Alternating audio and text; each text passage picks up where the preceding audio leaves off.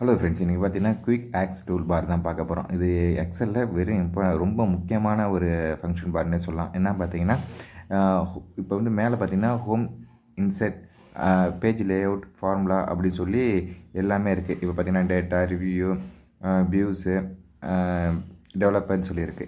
இப்போ quick aux tool bar பார்த்தீங்கன்னா, நம்ம வந்து மேலே வந்து அப் அண்ட் டூ இன் அது இருக்குங்களா, அது பக்கத்தில் பார்த்து நம்ம அண்டர்லைன் வந்து இப்போ நான் மார்க் பண்ணுறேன். அது வந்து இப்போ எனக்கு அடிக்கடி தேவைப்படுது.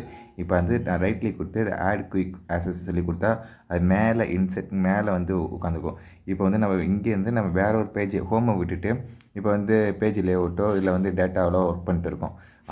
அந்த பேஜில் வந்து பிரிண்ட் அவுட் எடுத்துகிட்டு இருக்கோம். இப்போ வந்து நான் திடீர்னு கலர் தேவை அப்படின்றப்ப நான் ஹோம் பேஜ் போய் கலரை கிளிக் பண்ணுறதுக்கு பதிலாக இப்போ எக்ஸாம்பிள் நான் இப்போ எக்ஸல் டைப் பண்ணுறேன். இப்போ எக்ஸல் சொல்லி நான் டைப் பண்ணுறேன். எக்ஸல் டைப் பண்ணிவிட்டு இப்போ நான் இப்போ வந்து கலர் அடிக்கணும்னா ஹோம் பேஜ் போகணும், கலர் அடிக்கணும். இப்போ நான் அழகாக அண்டர்லைன் கொடுத்தேன். இப்போ வந்து அண்டர்லைன் கொடுக்குறேன். அண்டர்லைன் கொடுத்துட்டேன்னா இதே நம்ம நார்மலாக இருந்துச்சுன்னா ஹோம் பேஜ் போய் அது கொடுக்கணும். இப்போ நான் இது ரிமூவ் பண்ணிடுறேன். ரிமூவ் பண்ணிவிட்டு இப்போ நான் வேறு ஏதாச்சும் உங்களை ஆட் பண்ணி காமிக்கிறேன். இப்போ வந்து ஒன் செகண்ட், சரி கலர்ஸ் வைக்கிறேன். இப்போ கலர் வந்து நான் add to quick tool bars வைக்கிறேன். இது மேலே வச்சிடுறேன். இப்போ இதே வந்து நான் ஃபார்முலாவாக டேட்டாவில் இருக்கேன். இப்போ டேட்டாவில் இருக்கிறப்ப நான் திரும்பி ஹோமில் போய் கலர் வைக்கிறதுக்கு இதை வந்து நான் கொடுத்து நான் ஒன் ஷாட்டில் வந்து தட்டினா வந்து கலர்ஸ் வந்துடும்.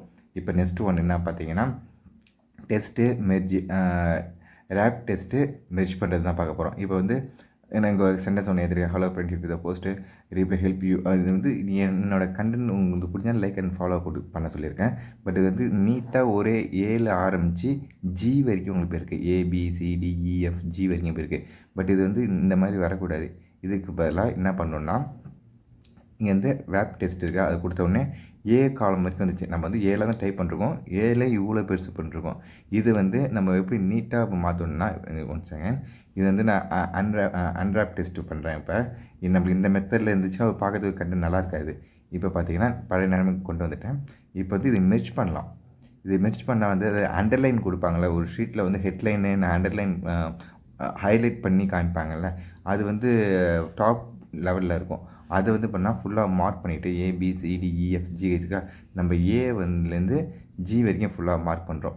மார்க் பண்ணிட்டு மெர்ஜ் அண்ட் சென்டர் கொடுத்தா அந்த காலம் மட்டும் நம்மளுக்கு வந்து ஃபுல்லாக வந்துடுச்சு. இப்போ இது கீழே வந்து நம்ம வந்து என்னென்ன தேவையோ இப்போ ஹெட்லைன் கொடுத்துட்டு கீழே வந்து சீரியல் நம்பரோ நேமு மொபைல் நம்பர் என்னென்னா போட்டுக்கலாம்.